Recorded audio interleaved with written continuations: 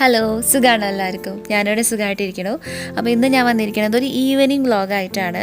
നമ്മുടെ വീട്ടിലത്തെ വൈകിട്ടത്തെ കുറച്ച് വിശേഷങ്ങളാണ് നിങ്ങളോട് ഞാൻ ഷെയർ ചെയ്യണത്. അപ്പോൾ നിങ്ങൾക്ക് വ്ളോഗ്സൊക്കെ കാണാൻ വലിയ ഇഷ്ടമാണെന്ന് എനിക്കറിയാം. വ്ളോഗ് കണ്ടിട്ട് നിങ്ങളുടെ അഭിപ്രായങ്ങളും നിർദ്ദേശങ്ങളും എന്താണെങ്കിലും കമൻറ്റ് ബോക്സിൽ ഷെയർ ചെയ്യാൻ മറക്കരുത്. പിന്നെ പുതുതായിട്ടാണ് നമ്മുടെ ചാനൽ കാണുന്നതെന്നുണ്ടെങ്കിൽ സബ്സ്ക്രൈബ് ചെയ്യുക. വീഡിയോ കണ്ടിട്ട് ഇഷ്ടമാണെങ്കിൽ ഒന്ന് സബ്സ്ക്രൈബ് ചെയ്യുക. ബെല്ലൈക്കൻ ക്ലിക്ക് ചെയ്യുമ്പോൾ 3 ഓപ്ഷൻസ് വരും. അതിലത്തെ ആദ്യത്തെ ഓപ്ഷനായിട്ടുള്ള ഓൾ പ്രസ് ചെയ്യുക. അപ്പോൾ നമ്മളിടുന്ന എല്ലാ വീഡിയോസിൻ്റെയും പോസ്റ്റിൻ്റെയൊക്കെ നോട്ടിഫിക്കേഷൻസ് നിങ്ങൾക്ക് കിട്ടും. അപ്പോൾ നമുക്ക് തുടങ്ങാം. അപ്പോൾ എൻ്റെ മുമ്പത്തെ വ്ളോഗ്സൊക്കെ കണ്ടിട്ടുള്ള ആൾക്കാരാണെങ്കിൽ നിങ്ങൾക്ക് അറിയാൻ പറ്റും, വൈകിട്ട് വീട്ടിലെ ഏറ്റവും അവസാനം എത്തുന്നത് ഞാനാണ്. എനിക്ക് 6 മണി വരെയാണ് ഓഫീസുള്ളത്. പിന്നെ കുറച്ച് ദൂരെയാണ് ഞാൻ വർക്ക് ചെയ്യണേ. ഒരു 11 കിലോമീറ്റർ ഉണ്ട് ഓഫീസിലേക്ക്. അപ്പോൾ ട്രാഫിക്കും കാര്യങ്ങളൊക്കെ കഴിഞ്ഞ് വീട്ടിലെത്തുമ്പോൾ ഒരു 6:45 7 മണിയൊക്കെ ആവും. ഹസ്ബൻഡാണ് ഉണ്ണീനെ വൈകിട്ട് വിളിച്ചിട്ട് വരാം കേട്ടോ. ഓഫീസിൽ നിന്ന് നേരിട്ട് പോയി ഡേ കെയറിൽ നിന്ന് വിളിച്ചിട്ട് വരും. അപ്പോൾ വീട്ടിൽ വന്ന ഉടനെ പിന്നെ പട്ടുവിൻ്റെ കുറച്ച് വിശേഷങ്ങളൊക്കെ ആയിട്ട് അങ്ങനെ കുറച്ച് നേരം അവൻ്റെ കൂടെ സ്പെൻഡ് ചെയ്യും. രാവിലെ പോയതല്ലേ, പിന്നെ ഇപ്പോഴാണ് കാണാം. അപ്പോൾ അവന് ഒരുപാട് വിശേഷങ്ങൾ പറയാനുണ്ടാവും. അന്ന് ഫുൾ അവൻ്റെ സ്കൂളിലും ഡേ കെയറിലും നടന്ന വിശേഷങ്ങളുണ്ടാവും. പിന്നെ ലഞ്ച് ബോക്സൊക്കെ കാണിച്ചു തരും. ഫ്രൂട്ട്സും വെജിറ്റബിൾസും കൊടുത്തിട്ടത് കഴിച്ചോന്നും, പിന്നെ സ്നാക്സ് കഴിച്ച ബോക്സും ഫിനിഷ് ആക്കിയ ബോക്സൊക്കെ മാത്രമേ കാണിച്ചു തരുള്ളൂ കേട്ടോ. ബാക്കിയൊക്കെ ഉണ്ടെങ്കിൽ കാണിച്ചു തരില്ല. അപ്പോൾ അതൊക്കെ പറഞ്ഞ് അങ്ങനെ ഞങ്ങൾ കുറച്ച് നേരം അങ്ങനെ ഇരുന്നതിന് ശേഷമാണ് എൻ്റെ ബാക്കിയുള്ള ജോലികളൊക്കെ ഞാൻ തുടങ്ങാം.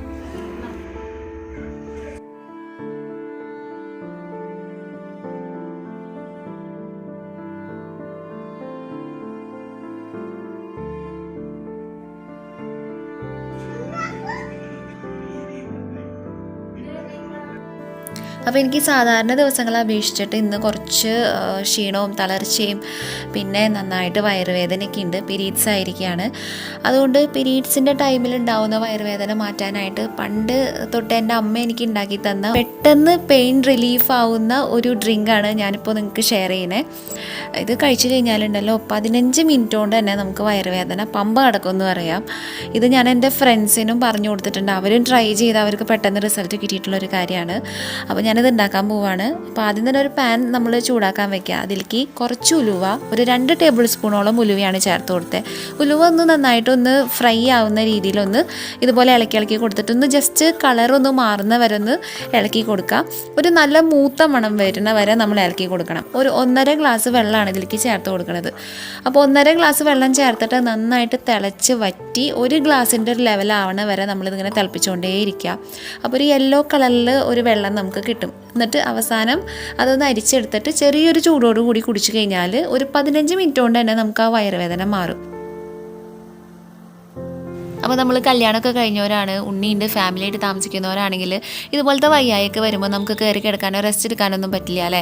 അതുപോലെ തന്നെ ഇപ്പോൾ പഠിക്കുന്ന കുട്ടികളാണെങ്കിലും എക്സാം ടൈമിലൊക്കെ ഇതുപോലെ വയ്യായൊക്കെ വന്നാൽ നമുക്ക് പഠിത്തത്തിൽ കോൺസെൻട്രേറ്റ് ചെയ്യാൻ പറ്റില്ല.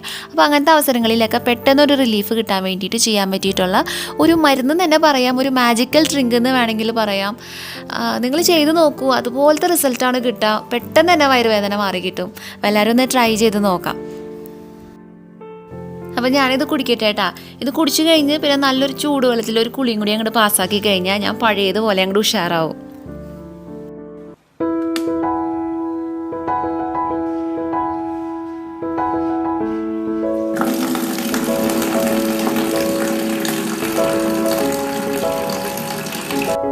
അപ്പോൾ കുളിയൊക്കെ കഴിഞ്ഞ് ഞാൻ കാര്യപരിപാടിയിലേക്ക് കടക്കാൻ പോവാണ്, കുക്കിംഗ് ചെയ്യാൻ പോവാണ്. അപ്പോൾ ഇന്ന് സിമ്പിളായിട്ട് എന്തെങ്കിലും ഉണ്ടാക്കാമെന്നാണ് വിചാരിക്കണേ. വയ്യാത്ത കാരണം പുറത്തുനിന്ന് ഓർഡർ ചെയ്യാമെന്നാണ് വാസു പറഞ്ഞത്. പിന്നെ ഞാൻ വിചാരിച്ചു നമ്മൾ പഠിപ്പിച്ച് കുറേ ദിവസമായി പുറത്തുനിന്ന് കഴിക്കണു. പിന്നെ ഡയറ്റിങ്ങും കാര്യങ്ങളൊക്കെ ആയിട്ട് ഇനി വെയിറ്റൊക്കെ ഒന്ന് കുറയ്ക്കാം, ഇനി കുറച്ച് ഹെൽത്തി ഫുഡൊക്കെ കഴിക്കാമെന്ന് വിചാരിച്ചിട്ട് പുറത്തുനിന്ന് കഴിക്കുന്ന പരിപാടി ഫുള്ളായിട്ട് സ്റ്റോപ്പ് ചെയ്യാമെന്നാണ് പ്ലാൻ ചെയ്യണേ.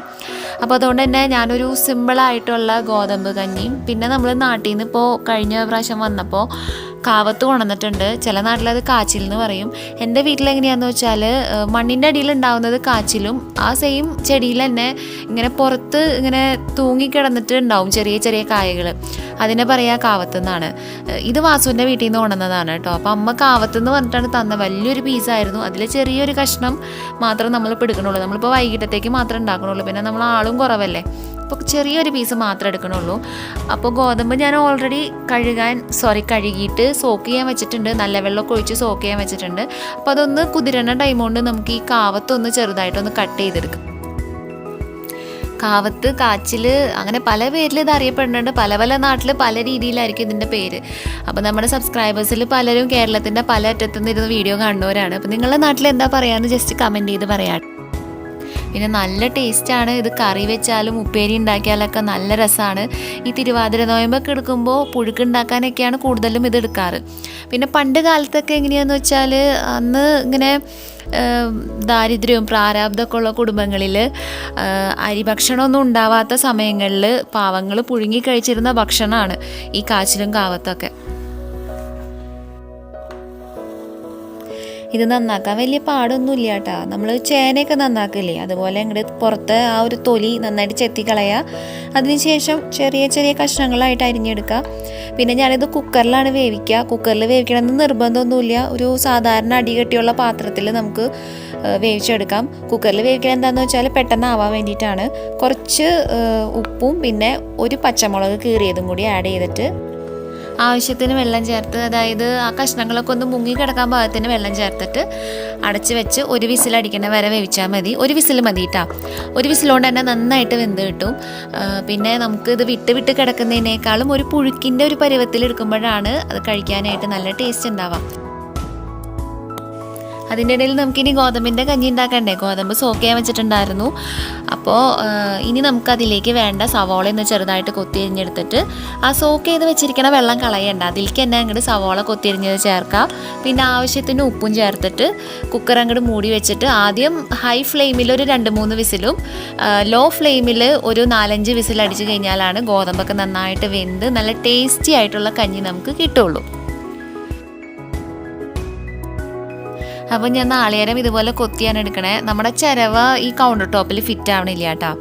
അപ്പോൾ നമുക്ക് ഈ കൗണ്ടർ ടോപ്പിന് പറ്റിയിട്ടുള്ള ചിരവ വേഗം തന്നെ വാങ്ങിക്കണം. അതുകൊണ്ട് ഞാൻ ഇങ്ങനെയാണ് നാളികേരം കൊത്തിയെടുക്കാറ്. ഇതുപോലെ കൊത്തിയെടുത്തിട്ട് മിക്സിയിൽ ജസ്റ്റ് ഒന്ന് വിപ്പ് ചെയ്തെടുത്ത് കഴിഞ്ഞാൽ നമ്മൾ നാളികേരം ചെരുകിയ പോലെ തന്നെ കിട്ടും. പിന്നെ ഇതൊരു എളുപ്പപ്പണിയും കൂടിയാണ്. നമ്മൾ ചിരവെടുക്കാനും ചെരുകാനൊക്കെ നിൽക്കുന്ന ടൈം കൊണ്ട് ഇതുപോലെ പെട്ടെന്ന് അങ്ങോട്ട് കൊത്തിയെടുക്കാം. അപ്പോൾ മിക്സിയിലെ ചെറിയ ജാറിലിട്ടിട്ട് ജസ്റ്റ് ഒന്ന് വിപ്പ് ചെയ്തെടുത്ത് കഴിഞ്ഞാൽ നമ്മൾ നാളികേരം ചെരുകിയെടുത്ത പോലെ തന്നെ ആ ഒരു ഫിനിഷിങ്ങിലൊക്കെ നമുക്ക് കിട്ടും. ഇനി നമുക്കിതിലേക്ക് കുറച്ച് ജീരകവും ഒരു പച്ചമുളകും ഒക്കെ ചേർത്തിട്ട് നന്നായിട്ടൊന്ന് ഒതുക്കിയെടുക്കണം. നാളികേരം നല്ല ഫൈനായിട്ട് അരയരുത്. അരഞ്ഞു കഴിഞ്ഞാൽ നമ്മളുടെ ആ ഒരു ഉപ്പേരി കുഴഞ്ഞു പോകും. അതുകൊണ്ട് ജസ്റ്റ് ഒന്ന് ഒതുക്കിയെടുത്താൽ മതി. ഇതാ കഷ്ണങ്ങളൊക്കെ നന്നായി വെന്ത് വന്നിട്ടുണ്ട്. അപ്പോൾ ഇതിനേക്കാളും കുറച്ചും കൂടി ഒന്നൊരു കുഴഞ്ഞ രൂപത്തിലാണ് നമുക്ക് കിട്ടേണ്ടത്. അപ്പോൾ ഒരു കയ്യിലിൻ്റെ അല്ലെങ്കിൽ ഒരു തവി കൊണ്ടോ നന്നായിട്ടൊന്ന് ജസ്റ്റ് ഒന്ന് ഉടച്ചു കൊടുത്താൽ മതി. ഇല്ലെങ്കിൽ പിന്നെ 1-2 വിസിലും കൂടി അടുപ്പിക്കാം. അപ്പോൾ ഞാൻ ജസ്റ്റ് ഒരു കയ്യിലെടുത്തിട്ടൊന്ന് ഉടച്ചു കൊടുക്കുകയാണ്. ഇനി ഇതിലേക്ക് നമ്മൾ അരച്ച് വെച്ചിരിക്കുന്ന ആ ഒരു കൂട്ടില്ലേ, നാളികേരവും പച്ചമുളകും ജീരകവും കൂടിയും അരച്ച് വെച്ചിരിക്കുന്ന കൂട്ടെടുത്തിട്ട് മിക്സ് ചെയ്യുക. എന്നിട്ട് ആ നാളികേരത്തിൻ്റെ ആ ഒരു പച്ചമണമൊക്കെ വിടണ വരെ ഒന്ന് തിളച്ചോട്ടെ.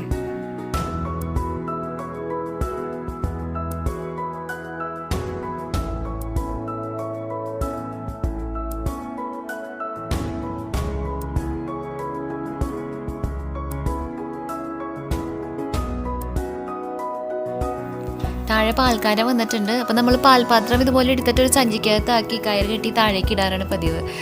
അപ്പോൾ ചില ദിവസം ആൾ 12 മണിയൊക്കെ ആവും പാൽ കൊണ്ടുവരുമ്പോഴേ. അപ്പോൾ ആ ടൈമിൽ നമ്മൾ താഴെ പാത്രം വെച്ച് കഴിഞ്ഞാൽ താഴെ പോയി പാത്രം എടുക്കാമെന്ന് പറഞ്ഞാൽ സേഫ് ആയിട്ടുള്ള കാര്യമല്ല. അപ്പോൾ ഇതുപോലെ വെച്ച് കഴിഞ്ഞാൽ നമുക്ക് ബാൽക്കണിയിൽ നിന്ന് എളുപ്പത്തിൽ എടുക്കാനായിട്ട് പറ്റും.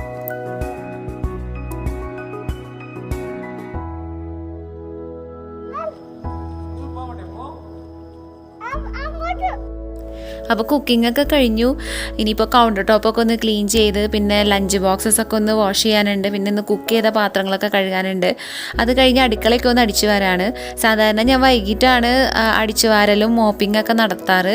പക്ഷേ ഇന്നിപ്പോൾ വയ്യാത്തതുകൊണ്ട് വല്ലോണം ഭക്ഷണം കഴിച്ചങ്ങോട്ട് കിടന്നാൽ മതി എന്നാണ് വിചാരിക്കണേ. ഇന്ന് രാവിലെ അടിച്ചു വാരിയിട്ടുണ്ടായിരുന്നു കേട്ടോ. രാവിലെ ഞാൻ സാധാരണ അടിച്ചു വാരിയിട്ടാണ് ഓഫീസിൽ പോവുക. അപ്പോൾ തുടയ്ക്കൽ വൈകിട്ടായിരിക്കുന്നു മാത്രം. പിന്നെ എന്തായാലും വയ്യാത്തതുകൊണ്ട് ഞാൻ ഒന്നും ചെയ്യണില്ല.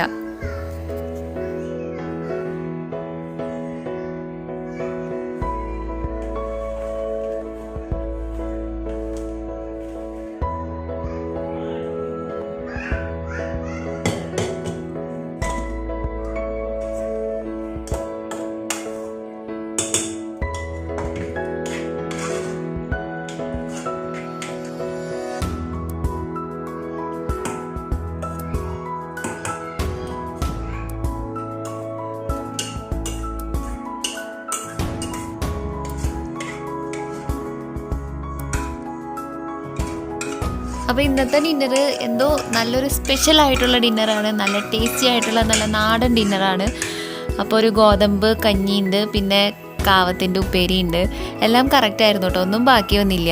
കഞ്ഞിയാണെങ്കിലും ഉപ്പേരിയാണെങ്കിലും. പിന്നെ അമ്മയുടെ സ്പെഷ്യൽ അച്ചാറും ഉണ്ടായിരുന്നു, നല്ല അസൽ മാങ്ങച്ചാറ്. ഇപ്പോൾ ലാസ്റ്റ് ടൈം നാട്ടിൽ പോയപ്പോൾ കൊണ്ടുവന്നതാണ്. അപ്പോൾ നമ്മളുടെ കയ്യിൽ ഇപ്പോൾ 2 ടൈപ്പ് മാങ്ങച്ചാറും പിന്നെ ഒരു നെല്ലിക്കച്ചാറും ഇരിപ്പുണ്ട്. ഇതിലിപ്പോൾ എടുക്കുന്നത് വാസുവിൻ്റെ അമ്മയുടെ സ്പെഷ്യൽ അച്ചാറാണ്. നല്ല രസമുണ്ടായിരുന്നു, നല്ല പുളിയുള്ള മാങ്ങയായിരുന്നു. അത് കാരണം അച്ചാറ് അടിപൊളിയായിരുന്നു കേട്ടോ. അപ്പോൾ പട്ടുവിന് ടേബിളിൽ ഇരുന്ന് കഴിക്കണ്ടെന്ന് പറഞ്ഞിട്ട് പിന്നെ ഹാളിൽ കൊണ്ടുപോയി TV ഒക്കെ കാണിച്ച് കൊടുത്തുകൊണ്ടിരിക്കുകയാണ്. അവനങ്ങനെ ഗോതമ്പ് കഞ്ഞി കഴിക്കുന്നതിൽ മടിയൊന്നുമില്ല. അവനിങ്ങനത്തെ കഞ്ഞിയും അതുപോലെ വെറൈറ്റി റൈസൊക്കെയാണ് കൂടുതൽ ഇഷ്ടം. സാധാരണ നമ്മൾ വൈകിട്ട് ചപ്പാത്തിയും പിന്നെ വേറെ എന്തെങ്കിലും കറിയാണ് ഉണ്ടാക്കുക. ചപ്പാത്തി അവൻ ചിലപ്പോൾ ഒക്കെ കഴിക്കുള്ളൂ. അങ്ങനെ ഉണ്ടാക്കുന്ന സമയത്ത് അവൻ ഉച്ചയ്ക്ക് വേണ്ടി ഉണ്ടാക്കിയ ലഞ്ചിൻ്റെ എന്തെങ്കിലും ബാക്കി ഉണ്ടാവും. എന്തെങ്കിലും വെറൈറ്റി റൈസ് ഞാൻ അവന് വേണ്ടിയിട്ട് എന്നും ഉണ്ടാക്കാറുണ്ട്. അപ്പോൾ അതിൻ്റെയൊക്കെ ബാക്കി ഉണ്ടാവും. അങ്ങനെ അതാണ് കൊടുക്കാറ്. അപ്പോൾ കഞ്ഞിയൊക്കെ ഇഷ്ടമാണ്, എസ്പെഷ്യലി ഓട്സിൻ്റെ കഞ്ഞി നല്ല ഇഷ്ടമാണ്. പിന്നെ നിങ്ങൾ പട്ടുവിൻ്റെ ഡ്രസ്സ് കണ്ടില്ലേ? പട്ടു ഇപ്പോൾ ഇങ്ങനെയാണ് വീട്ടിൽ നടക്കണേ. ഒരു ഫുൾ കൈ ബനിയനും അതിൻ്റെ മേലെ ഒരു ഓവർകോട്ടും പിന്നെ ഒരു ജീൻസും, ചില സമയത്ത് ഷൂ ഇട്ടിട്ടുണ്ടാവും. അപ്പോൾ എന്താണെന്ന് വെച്ചാൽ പട്ടു വിജയ് ആണെന്നാണ് പറയണത്. നമ്മളുടെ തമിഴ് ആക്ടർ വിജയ് ഇല്ലേ, വിജയുടെ ഭയങ്കര കട്ട ഫാനാണ്. അപ്പോൾ വിജയുടെ പോലെ ആവാനാണ് ആളിതുപോലത്തെ ഡ്രസ്സൊക്കെ ഇട്ട് നടക്കണത്. ഫുഡടിയൊക്കെ കഴിഞ്ഞ് കുറച്ചുകൂടി പാത്രങ്ങൾ കഴുകാനുണ്ടായിരുന്നു. നമ്മളുടെ അടുക്കളയിലത്തെ ഒട്ടും തീരാത്ത പണി ഈ പാത്രം കഴുകലാണ്. എത്ര കഴുകിയാലും പിന്നെയും സിങ്കിൽ ഓരോരോ പാത്രങ്ങളായിട്ട് ഇങ്ങനെ വന്ന് നിറഞ്ഞുകൊണ്ടേയിരിക്കും. ഏറ്റവും മടുപ്പുള്ളതും എനിക്ക് ചെയ്യാൻ ഇഷ്ടമല്ലാത്തൊരു കാര്യമാണ് പാത്രം കഴുകൽ.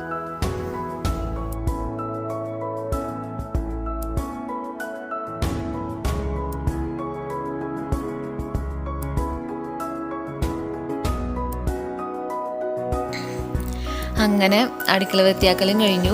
വലിയ കാര്യമായിട്ട്, അതായത് ഡീപ്പായിട്ടൊന്നും ക്ലീൻ ചെയ്യാനുണ്ടായിരുന്നില്ല. അതുകൊണ്ട് പെട്ടെന്ന് തന്നെ പരിപാടികൾ കഴിഞ്ഞു.